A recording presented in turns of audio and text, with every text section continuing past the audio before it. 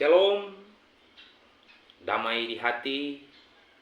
Berjumpa lagi kita dalam channel Kasihu bersama saya, Venly Petong. Dan saat ini, orang akan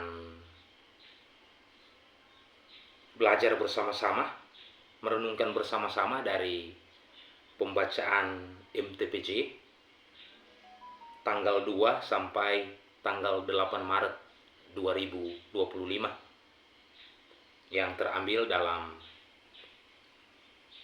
surat 1 Petrus 5 ayat 1 sampai ayatnya yang ke-11.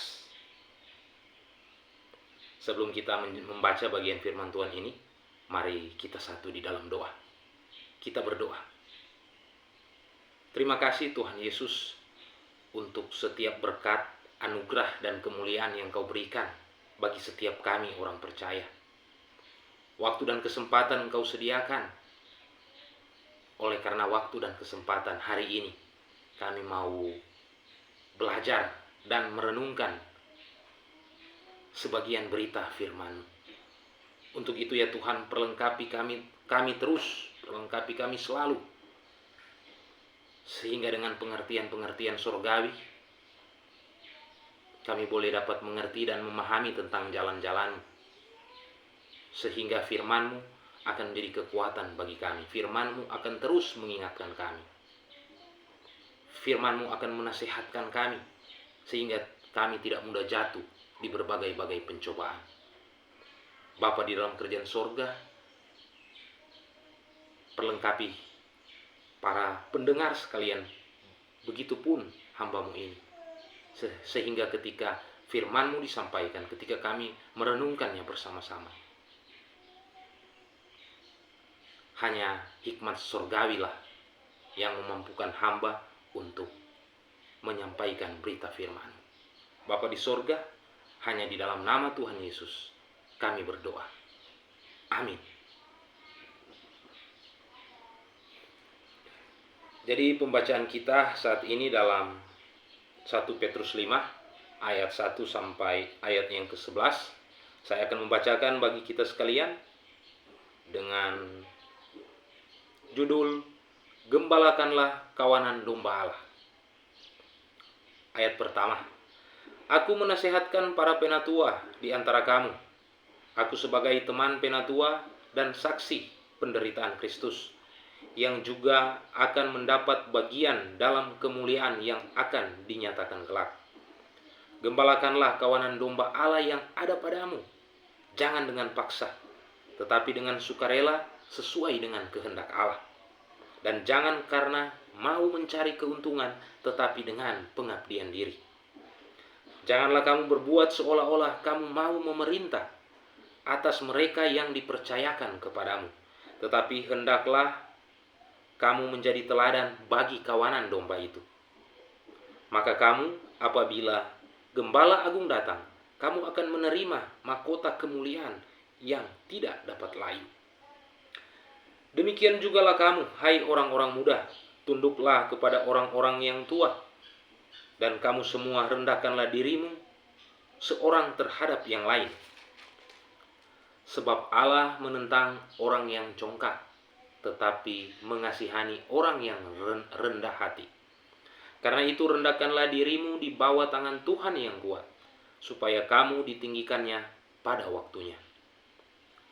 Serahkanlah segala kekhawatiranmu kepadanya, sebab Ia yang memelihara kamu.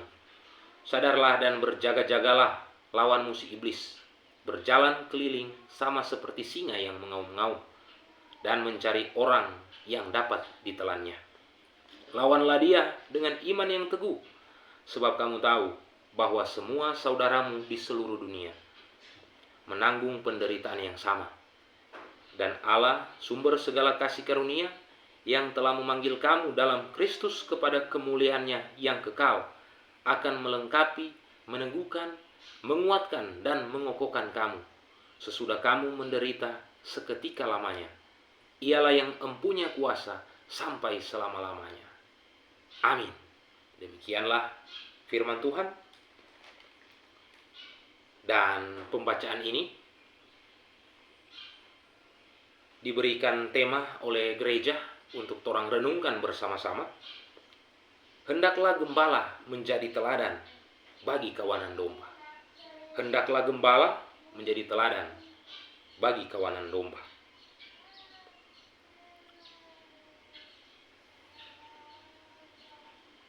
Memang mungkin ada sebagian orang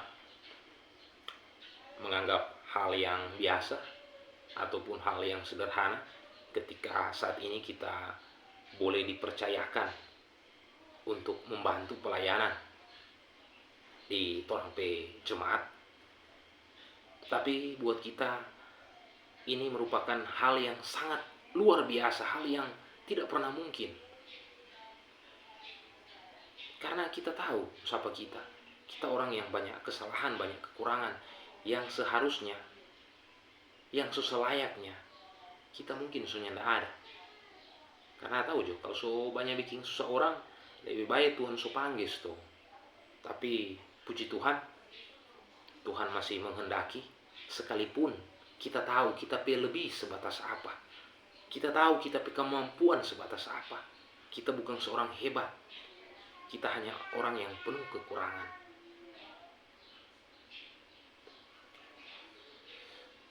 Waktu pertama mau pelayanan, memang sebelum itu kita pindah-pindah tampa, dari tampa yang satu ke tampa yang lain. Di tampa sini dorang bilang, oh ngana sobat kuliah di Teol, jadi ngana so mesti ambil bagian. Cuma nak lama tak so pindah lagi. Di sini lagi bilang begitu, kita pindah lagi. Pokoknya kita pindah-pindah tampa. Sampai satu waktu, akhirnya karena sudah tidak ada tampa, kita kembali lagi di tampa yang awal. Akhirnya setelah di sana, ini pas semua pemilihan Persus yang lalu, itu Penatua dengan Syamas, waktu itu kok masih Syamas tuh, karena dorang so ambil Perum, jadi dorang so nyenak mau dipilih. Jadi akhirnya sudah sosialisasi bahwa Nana Penatua kita bilang, kita kasih yang masih banyak kurang. Karena waktu sudah lebih dekat, akhirnya mau tidak mau kita pikir ini pelayan 2 ini ketika ambil Perum sudah mau dipilih. Akhirnya biar susah mau bayar tiap bulan, kita ambil Perum. Kita ambil Perum di Perum Unima. Jadi akhirnya mau pemilihan nyanda sunyanda dong sunyanda sosialisasi, karena kita alasan kita lagi so ambil Perum, jadi dorang sunyanda pilih. 1 tahun kita di Perum, masih balik-balik tomohon. Mari kita rasa nyaman di sini, karena di Perum Unima ini, di sini banyak kan dunia pendidikan. Jadi ada pegawai, ada dosen, ada pimpinan-pimpinan di tempat pekerjaan, orang fasih-fasih lidah. Jadi nyenak mungkin dorang mau percayakan pak kita. Akhirnya satu waktu DP tahun berikut, tahun kemudian, pas kita ulang tahun ada pelayanan, tiba-tiba Penatua bilang begini, pas dia kasih pengumuman, dia bilang, selamat Bapak Fenli, karena dalam sidang jemaat BBMJ so toki di sidang, persetujuan bersama Bapak Fenli dipercayakan untuk membantu pelayanan. Kita kurang data kasihan Tuhan. Kiapa begini Tuhan? Nak cukup jauh dan kita dah lari akan, kiapa kuman kita susah sampai di sini lagi kung. Memang waktu itu menangis Tuhan, karena kita tahu kan kita kemampuan. Kita bukan orang hebat. Jadi sampai pertama semua masuk dalam mau pimpin ibadah pertama. Bilang kemari, ngana jadwal minggu depan mau pimpin ibadah kolom. Aduh, kita memang coba pikir, ada kok itu torang pe wakil ketua kong bapak, dia juga Tuhan ada kasih berkat lebih. Kapanpun bahkan detik itu pun ketika orang minta tolong ganti akang, dia kata langsung terima. Kok jadi ketika dia sampaikan firman, dia renungkan, jadi dan kok nyaman dan mau dengar. Jadi kita langsung pikir, kita mau bilang pak itu bapak itu, tapi tiba-tiba itu perasaan memang nyaman sekali, sampai akhirnya kita mau bilang begini, Pak Tuhan, kita cari tanpa sunyi, kita haga-haga ke langit, suka bicara-bicara sendiri dengan Tuhan. Kita bilang, Tuhan, kalau kita ada di pelayanan, siapa dong yang mau dengar apa kita? Tuhan, lihat jo kita keadaan seperti ini, kita bukan seorang fasilida, kita nih tahu bicara, kita cuma seorang bodoh. Nih, lihat kita pe badan Tuhan ini banyak dengan tato begini Tuhan. Siapa yang suka mau dengar ketika kita berkhotbah? Nah, kalau dorang nih mau dengar, mana bisa dorang diubahkan dari kita pe khotbah. Tapi tiba-tiba seakan ada sesuatu Tuhan kasih pada pikiran, kita melihat ada sebuah tanaman, pohon kecil. Tiba-tiba dalam pikiran dia bicara begini, siram itu tanaman itu. Jadi dari dalam pikiran kita akan itu siram, ambil air, kita siram. Habis kita siram, dalam pikiran dia juga bicara soal dia bertumbuh dan berbuah. Itu bukan nganape urusan, itu kita pe urusan. Nganape urusan hari ini, kerjakan apa yang kita perintahkan pangana, siram itu tanaman itu. Sampai akhirnya Tuhan langsung kasih pengertian di hati. Oh, Tuhan pe maksud kote kita sampaikan jo itu khotbah, sampaikan itu firman Tuhan. Soal orang mau bertumbuh dan berbuah, kita nggak usah hiraukan, karena itu bagiannya Tuhan. Akhirnya kita senyum, kita bilang, iya dan Tuhan, kalau begitu boleh no. Sudah. Pas besok tuh ibadah kolom. Aduh, seberapa hari kita ada ulang-ulang itu pembacaan, ada persiapan. Aduh Tuhan, so naik-naik itu asam lambung. Kita tidak dapat mengerti dengan cara apa yang kita mau sampaikan. Sampai kembali lagi itu Bapak itu yang kita sampaikan tadi. Aduh, DP kunci terakhir cuma tuh Bapak itu kita meminta tolong agak. Tapi semakin kita berpikir tuh Bapak itu, semakin tuh nafas rupa mau lebih putus. Kurang so susah sekali loh Tuhan. Iko dapat pengertian ngana yang memimpin tuh besok. Tiba-tiba sementara di rasa tuh nafas rupa so sesak sekali, tiba-tiba masuk WA lagi. Berhubung besok tanggal merah, ibadah kolom akan dilaksanakan di pantai. Torong akan ibadah tamasya. Aduh Tuhan, siapa kasih yang Tuhan baking begini pak kita.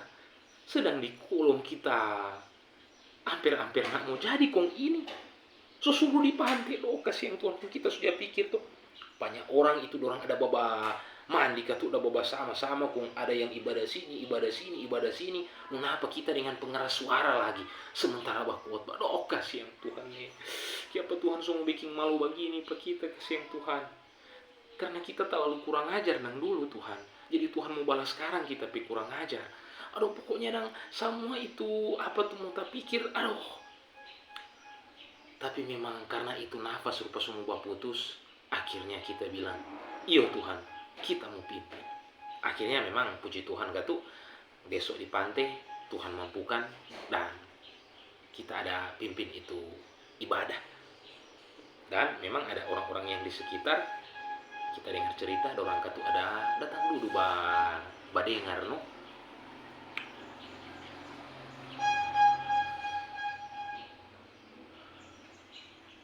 Waktu kita mengeluh itu mau pimpin ibadah di pantai itu, kita sempat bicara begini lagi Pak Tuhan. kita bilang, ini kita kasih alasan dan kita bilang, Tuhan, kita sekarang Tuhan so rajin masuk gereja. Tuhan so lihat tuh kita so rajin masuk gereja, rajin beribadah. Kita suka dengar itu firman Tuhan. Tapi Tuhan lihat. Sampai saat ini lihat kasihan kita cuma mau begini terus. Kita belum menjadi lebih baik. Kita mau alasan dengan Tuhan supaya nggak usah kita yang tuh mau pimpin itu ibadah. Tapi tiba-tiba seakan ada suara bicara dalam tapi pengertian. Kalau ngana tidak bisa menjadi lebih baik dengan mendengarkan firman Tuhan yang disampaikan orang lain, jangan-jangan ngana menjadi lebih baik dengan mendengarkan firman yang ngana sampaikan. Kita langsung, memang susah kutek mau beralasan Pak Tuhan. Dia selalu punya jawaban. Kita kurang dah senyum lagi. Akhirnya sama yang tadi kita sampaikan, Tuhan ada mampukan. Dan torang masuk dalam torang perenungan dari bacaan tadi. Torang tahu bersama firman Tuhan itu selalu relevan dalam torang kehidupan sehari-hari orang percaya. Jadi firman Tuhan itu dari dahulu, sekarang, sampai selama-lamanya. Firman Tuhan itu tidak akan berubah. Jadi di sini dari torang pembacaan di sini torang bisa melihat ada dua bagian yang torang mau renungkan bersama-sama. Di sini ada nasihat untuk para penatua, tetapi bicara tentang penatua dalam hal ini di torang zaman saat sekarang, bicara tentang penatua mewakili setiap orang yang Tuhan percayakan ada di dalam pelayanan, siapapun dia yang ada di dalam pelayanan. Jadi di situ torang tahu ada UPK, ada Komisi Pelayanan Doa dan Penginjilan, ada Panji Yosua, ada Persus tadi penatua tapi juga diaken, ada Komisi Pipra ataupun Komisi Kerja, Komisi Pembangunan, ada perangkat pelayanan, ada pemain tukang LCD, pemain keyboard, ataupun kantoria, bahkan para hamba-hamba pelayan Yesus Kristus, pendeta-pendeta yang ada. Jadi bicara tentang pelayanan yang mencakup seluruh pelayanan yang siapapun dia yang Tuhan percayakan. Tetapi juga bukan cuma untuk nasihat bagi para pelayan-pelayan Yesus Kristus, tetapi juga ada nasihat untuk orang-orang yang muda.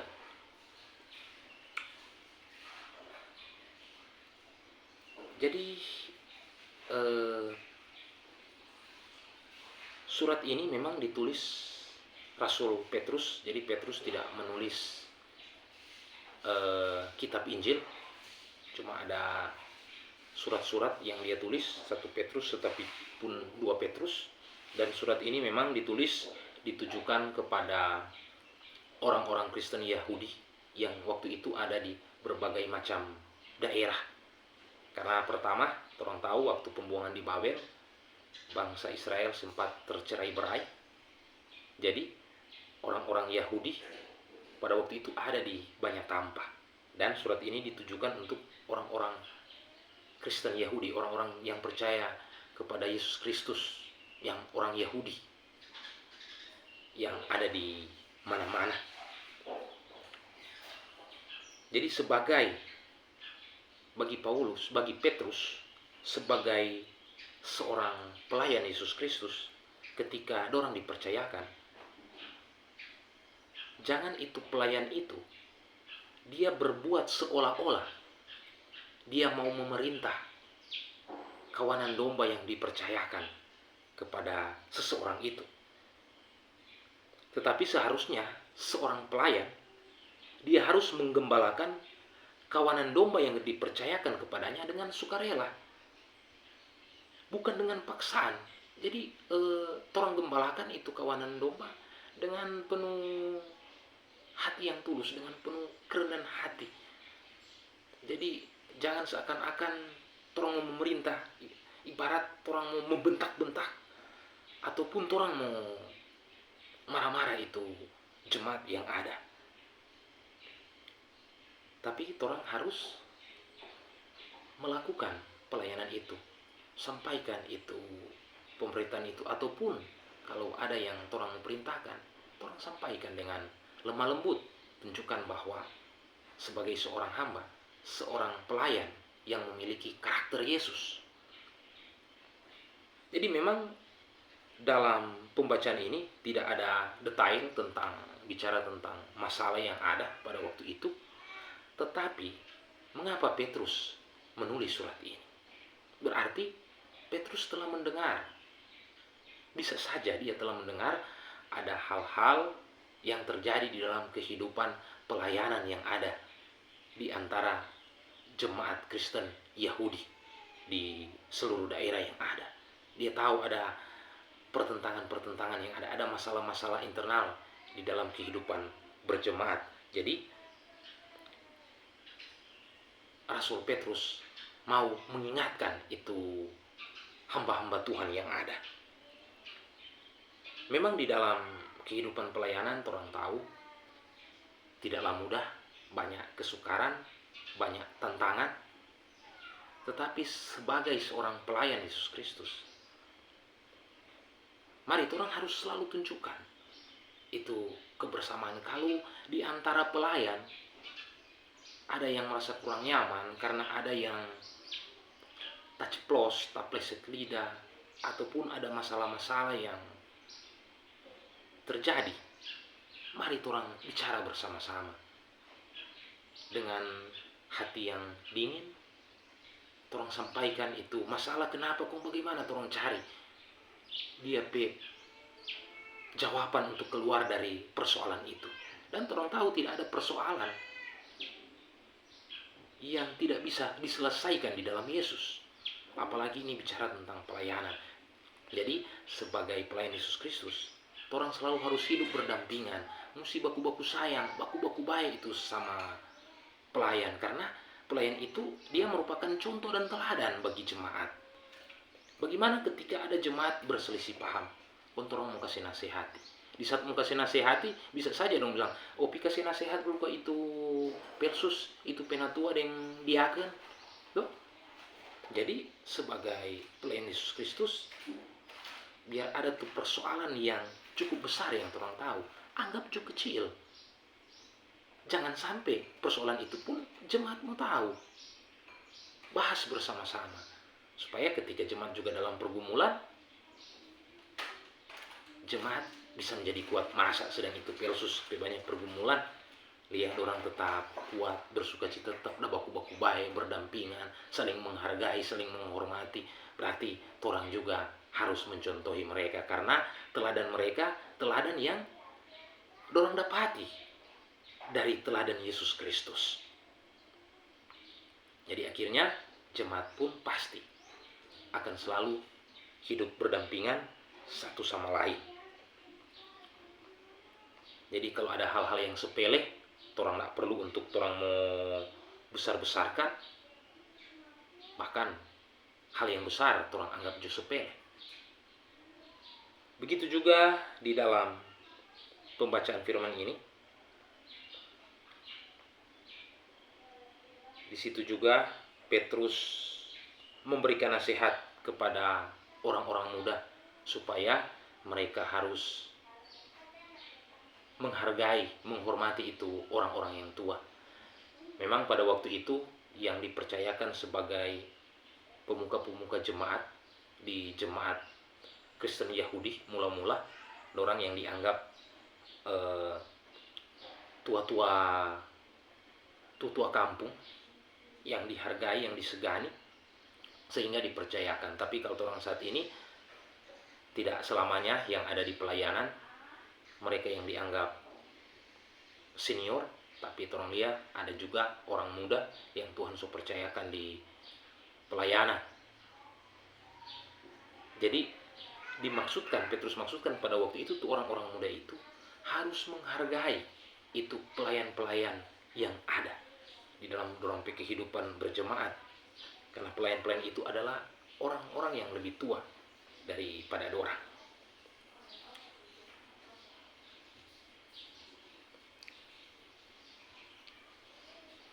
Demikian jugalah kamu, hai orang-orang muda, tunduklah kepada orang-orang yang tua, dan kamu semua rendahkanlah dirimu seorang terhadap yang lain. Sebab Allah menentang orang yang congkak, tetapi mengasihani orang yang rendah hati.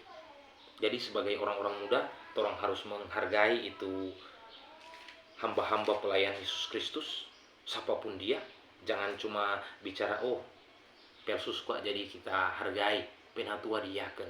Tapi juga ada juga UPK, ada juga KPDP, ada juga Panji Yosua, ada Komisi Bipra, dan para pendeta. Semua itu sama halnya, mereka adalah pelayan Yesus Kristus yang dipercayakan masing-masing pada posisi pelayanan yang ada. Jadi orang semua harus menghargai dorang, karena rupa kita dulu kita memang banyak kurang, tapi itu mungkin yang menjadi salah satu Tuhan mengasihi kita. Kita paling takut sekali kalau bilang itu pelayan, karena kita tahu kita belum mau menjadi lebih baik daripada dorang. Masa kita semua menentang dorang? Apalagi yang kita dengar, yang dorang ada sampaikan itu betul. Kalau kita tahu itu betul, kita tidak usah komen. Kita bawa diam jokong, itu yang kita renungkan. Supaya hari esok kita menjadi lebih baik. Bukan ketika kita dengar dorang kasih nasihat, akhirnya dorang semua jadi tapi musuh karena, oh pandang enteng, nyanak menghargai, langsung mau menghakimi. Sedangkan yang dorang sampaikan memang adalah kebenaran. Jangan-jangan Tuhan pakai dorang pelida untuk sampaikan kebenaran buat orang. Jadi dari sisi situlah, karena kita suka menghargai itu pelayan-pelayan Yesus Kristus, sampai akhirnya Tuhan juga mengasihani kita. Jadi karena kita suka menghargai dorang, menghormati dorang, maka siapapun pelayan yang menyampaikan firman, pak kita sampaikan nasihat, kita terima semua. Sekalipun besok kita belum backing, tapi kita terima, kita tidak mau membantah, karena itu kebenaran. Begitu juga ada yang kita mau sampaikan, banyak anak-anak muda, dorang pe orang tua, Tuhan ada percayakan di pelayanan-pelayanan yang ada, pelayanan-pelayanan yang kita sudah sampaikan tadi. Jadi seharusnya dorang bersyukur sekali. Tuh anak-anak muda ini dorang harus bersuka cita sekali. Karena dorang tahu tidak satupun pelayanan yang tidak berasal dari Tuhan. Semua pelayanan itu berasal dari Tuhan. Dan di dalam pelayanan, firman Tuhan bilang, jerih lelah di dalam pelayanan tidaklah sia-sia. Pasti ada berkat yang Tuhan sediakan ketika seseorang dia izinkan ada di dalam pelayanan. Dan pasti berkat itu akan mengalir kepada seisi keluarga yang ada, kepada suami, istri, maupun anak-anak, orang tua. Berkat yang sama itu akan mengalir oleh karena keteladanan seorang pelayan, oleh karena ketaatan seorang pelayan, oleh karena jerih lelah seorang pelayan dalam dia memberitakan itu firman Tuhan. Jadi ketika torang sebagai anak muda, orang muda, ketika torang tahu torang pe orang tua ada di pelayanan, pergunakan untuk kesempatan itu. Karena banyak orang suka sekali dia mau menggapai itu berkat itu. Tapi ketika torang pe orang tua ada di dalam pelayanan, nyanak bakuat orang, nyanak bersusah payah, so jelas berkat itu akan mengalir pada orang. Jadi pergunakan baik-baik itu kesempatan itu, karena dari berkat itu akan mendatangkan damai sejahtera bagi orang di keesokan hari, di kemudian hari. Kita kasih contoh, ada ilustrasi cerita. Kita pernah dengar, entah ini kisah nyata ataupun cuma gambaran ilustrasi, kita kurang tahu. Tapi di situ menceritakan tentang dua orang sahabat. Jadi yang anak ini, dia pe ayah seorang penjahat besar di tempat situ, seorang mafia. Dan ini anak yang satu ini, dia pe ayah seorang pelayan Yesus Kristus yang karena tugas dan pelayanan dari daerah yang jauh ditempatkan di tempat itu. Nah, akhirnya karena dia seorang pelayan, dia membaur dengan keadaan lingkungan sekitar, dan akhirnya dia bertemu dengan seorang penjahat ini, ayah dari anak ini. Dia bertemu dengan orang itu. Jadi karena pelayanan, hubungan mereka menjadi bagus. Jadi setiap kali ini ayah dan ayah ini dorang bertemu, ini anak-anak ini ada di situ sama-sama. Sampai akhirnya bertahun-tahun anak-anak ini menjadi sahabat karib. Seiring waktu berjalan, akhirnya mau tidak mau hamba Tuhan ini diberikan tugas lagi, tugas yang baru di tempat yang lain. Jadi mau tidak mau akhirnya pelayan ini dia harus pindah tugas pelayanan. Tapi ketika mereka pindah tugas pelayanan, kedua anak ini dorang so menjadi pemuda yang dewasa. Jadi karena dorang bersahabat sekali, jadi satu anak dari seorang penjahat, seorang mafia, tetapi satu anak dari seorang hamba Tuhan. Akhirnya dua orang ini berjanji, dorang persahabatan katanya tidak cuma sampai di sini. Dorang persahabatan akan abadi sampai selama-lamanya. Jadi dorang selalu harus saling mengingat. Jadi si pemuda ini bilang, sudah, pokoknya di mana ngana pergi, kalau kita dengar ngana ada masalah, kita pasti sampai di sana. Begitu juga yang anak hamba Tuhan ini, pokoknya dimanapun kita pergi, kita akan selalu menopang ngana dalam doa. Jadi akhirnya mereka berpisah. Tiba-tiba di surat, di media, di koran, surat kabar, cerita tentang dua orang anak ini berkembang. Jadi di sisi lain, kalau orang baca itu majalah, oh, viral ini penjahat ini. Jadi ini anak penjahat ini ketika dia bertumbuh lebih dewasa, karena DP ayah seorang mafia, akhirnya dia juga menjadi seorang mafia yang besar. Mafia besar yang sangat ditakuti. Banyak dia melakukan kejahatan-kejahatan besar. Jadi ini anak dari hamba Tuhan ini, dia so menjadi polisi. Jadi karena dia seorang polisi, dia sering mendengarkan kabar-kabar berita. Dia lihat, aduh, kita petamang ini so jadi penjahat besar. Ya, karena katuk DP orang tua memang penjahat, jadi dia juga jadi penjahat. Tapi di sisi lain yang lain, berita-berita yang ada di majalah-majalah, ini anak hamba Tuhan ini so jadi polisi, dan penjahat ini dia selalu baca, dia selalu lihat di berita bahwa banyak kasus-kasus besar yang polisi ini, teman polisi ini berantas. Jadi satu melakukan kejahatan yang besar, satu memberantas itu kejahatan-kejahatan yang ada. Tapi polisi ini ditugaskan di tempat yang lain. Pada satu waktu, ini pemuda yang sudah jadi seorang mafia besar, dia tiba-tiba terluka karena ada satu perselisihan. Dibawalah dia di rumah sakit. Jadi akhirnya berita di majalah viral lagi. Seorang penjahat ternama, dia luka dan dalam keadaan yang kritis.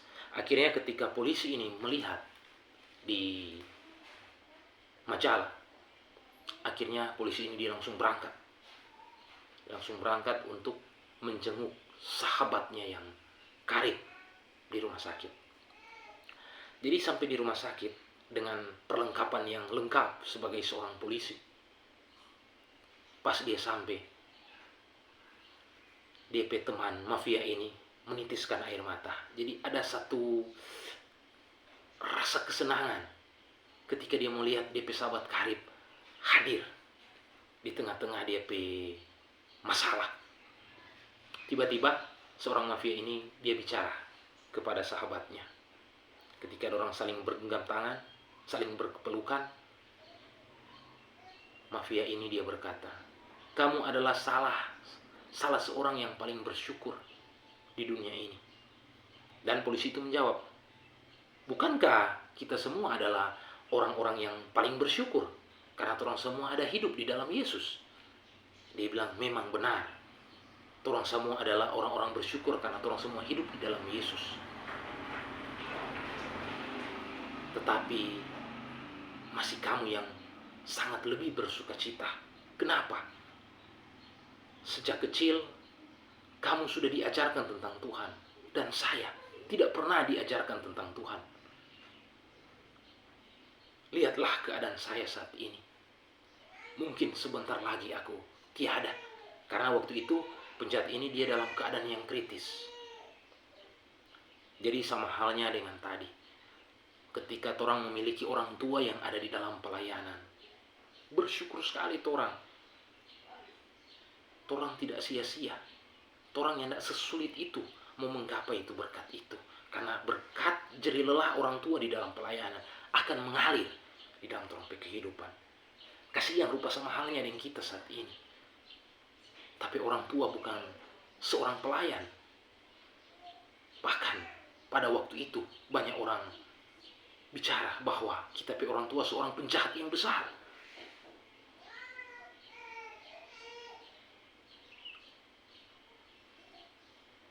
Sukar sekali kita menggapai itu berkat itu. Kita kurang dapat itu berkat itu ketika kita ada di dalam penjara. Susah payah kita cari itu. Jadi bersyukur teman-teman, saudara-saudara sekalian yang DP orang tua ada di dalam pelayanan. Untuk itu mari selalu hargai itu orang tua. Mari selalu hormati itu orang tua. Kalau orang tua di dalam pelayanan, tunjukkan bahwa orang adalah anak seorang pelayan. Jangan orang bikin malu kasih orang tua. Bagaimana orang berpelayanan? Kok tiba-tiba orang selalu sakit hati terus dengan melihat orang keadaan anak-anak. Paling orang bilang kasihan. Lihat kasihan DP orang tua di versus lihat kasihan DP anak. Seperti demikian, begini. Pasti dia menangis kasihan mendengar. Tapi ketika orang tahu orang tua di pelayan, orang berusaha bikin senang. Mak, sudah kok mak kita, kok mau berubah, mak kita mau bikin yang terbaik, kita sunyi mau bikin malu pak. Dan tentu dia akan sangat bersuka cita. Dan pasti sama dengan firman Tuhan bilang, ketika orang tahu merendahkan diri, orang akan dikasihi Tuhan. Tuhan mengasihi orang yang rendah hati, tetapi Tuhan menentang orang yang congkak. Jadi marilah orang selalu hidup di dalam rendah hati, saling mengasihi, saling menghargai, mampu memaafkan, mampu mengampuni. Orang hidup ini cuma sebatas di dunia ini. Kita juga tidak pernah tahu tentang kehidupan hari esok, dan setiap detik boleh membawa orang kepada jalan kematian. Tapi kita berpikir hari ini Tuhan masih izinkan ada nafas dalam tetapi kehidupan.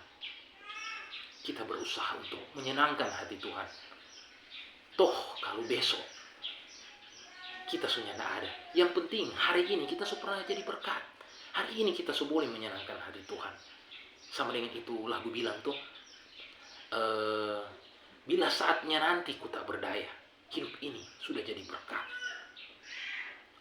Jadi sesiapapun orang yang hidup di dalam Tuhan, yang percaya kepada Yesus Kristus, dia adalah Tuhan dan Juru Selamat orang semua. Marilah orang saling menghargai, saling menghormati. Yang muda, dia menghormati orang yang lebih tua. Yang muda, yang orang yang tidak ada di dalam pelayanan, yang belum Tuhan percayakan di dalam pelayanan, mari hargai orang yang ada di dalam pelayanan. Karena orang harus mengerti orang yang di dalam pelayanan tidaklah mudah, penuh dengan kesukaran. Tapi mari orang topang orang dalam pelayanan, supaya ketika orang ada di dalam pelayanan, biar banyak pergumulan, orang boleh mau bersuka cita dan orang boleh mau bersyukur, sehingga nama Tuhan akan dipermuliakan dalam kehidupan orang pelayanan. tetapi juga sebagai seorang pelayan, seorang hamba-hamba Tuhan yang Tuhan percayakan untuk menggembalakan kawanan domba yang ada. Jangan orang anggap kawanan domba ini adalah orang-orang paling kecil, tapi orang harus tahu orang adalah orang-orang yang paling hebat yang Tuhan percayakan kepada orang. Sama halnya tadi, sama halnya orang ketika orang ada di rumah makan. Bagaimana itu pelayan di rumah makan, dia melayani orang dengan begitu baik, supaya dia mau orang nantinya mampir lagi di dia pe warung, dia pe kios, dia pe rumah makan untuk makan di tempat itu. Dia memberikan yang terbaik. Jadi seorang pelayan harusnya seperti itu. Dia memberikan terbaik bagi mereka yang dipercayakan kepadanya. Jangan seakan orang memerintah. Itu jemaat yang dipercayakan, itu gembala kawanan domba yang ada. Karena ketika orang merasa paling besar dan seakan memerintah mereka yang dipercayakan, disitulah akan muncul pertentangan, muncul perselisihan. Dan orang tahu, kalau orang di pembacaan yang di minggu-minggu yang selewat tentang bicara tentang hikmat Salomo, ada juga disampaikan di Yakobus tentang hikmat Salomo ketika ada iri hati, mementingkan diri sendiri. Itu berasal dari hawa nafsu manusia. Tetapi hikmat yang dari atas pertama-tama ialah murni. Selanjutnya pendamai, penurut, penuh belas kasihan, tidak memihak dan tidak munafik. Jadi marilah sebagai seorang pelayan Yesus Kristus, orang bijak di dalam menjalankan apa yang Tuhan percayakan pada orang. Sehingga di dalam kehidupan berjemaat, orang akan selalu hidup bersama-sama, hidup berdampingan. Dan sukacita bukan hanya untuk orang-orang tertentu, tetapi sukacita itu pun akan menjadi sukacita bersama-sama. Akhirnya tidak ada yang besar, tidak ada yang kecil, tidak ada yang kaya, tidak ada yang miskin, tidak ada yang bodoh, tidak ada yang pintar, tetapi semua sama berharga di hadapan Tuhan. Bicara tentang pelayanan, orang tahu memang Rasul Petrus ini tidak berbeda dengan Rasul Paulus. Orang bisa lihat surat-surat yang ditulis Rasul Paulus. Memang karena dia pernah menjadi seorang Sanhedrin, dia juga pernah belajar bersama-sama dengan Gamaliel. Jadi dia punya pandangan tentang teologi sangat mendalam. Sedangkan Rasul Petrus ini, dia hanya seorang penangkap ikan, seorang nelayan. Tapi dari sinilah orang melihat, ternyata pelayanan itu Tuhan tidak pernah memilih orang. Siapapun dia, sekalipun orang lain menganggap orang itu bodoh, jikalau Tuhan mau, orang itu pun dapat menjadi pelayan. Kiranya orang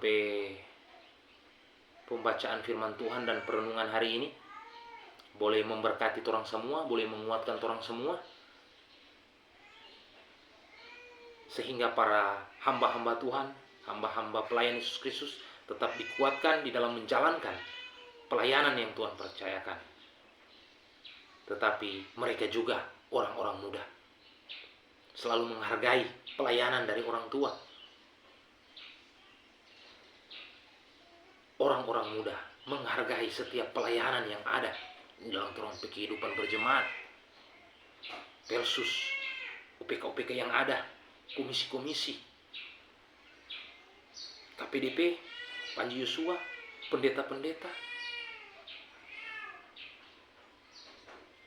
Karena mereka adalah pendoa bagi orang semua. Hari ini kita juga bisa diubahkan, karena kita tahu kita pelayan khusus di kolom, kita pendeta pada waktu itu tidak henti-hentinya mendoakan dia jemaat. Karena beban jemaat, pergumulan jemaat Tuhan taruh di pundak hamba-hamba pelayan yang ada. Jadi orang jangan pernah menentang orang, Jangan orang jadi orang congkak di hadapan dorang, tapi marilah orang juga selalu menopang dorang dalam doa, sehingga dorang juga bisa dikuatkan di setiap pelayanan yang ada. Kiranya firman Tuhan hari ini boleh memberkati orang semua. Shalom, damai di hati. Kita kembali di waktu dan kesempatan yang Tuhan sediakan. Amin.